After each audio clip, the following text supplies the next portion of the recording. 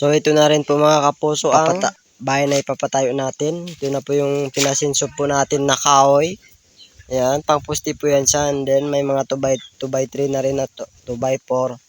And sa kabila po niya ay 2x2.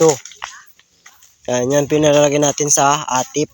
Ayan, so lilagyan po natin ng tabla and then sako na may graba para po hindi po siya mabaluktot.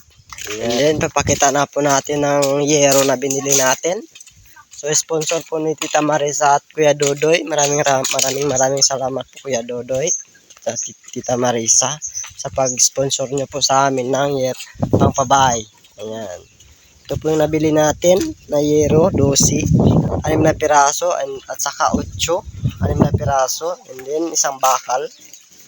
Then hindi pa po tayo nakabili ng simento. So sunod na lang kasi nga hindi pa rin tayo magpapatayo dahil hindi pa tapos ang bahay ni Kadodoy. Hindi nakabili na rin po tayo ng pako. Ayan, nasa 10 kilo po yan lahat dyan. Nasa karton na yan. Yan po ang aking anak. Si Amer. Magaling na po yan siya mga kapuso. Siya po yung tinulungan ni Kuya Dodoy noon. Tita Marisa sa papa-hospital sa kanya. Yan. Dahil nagka-allergic po siya noon. So ngayon ayos na rin po siya.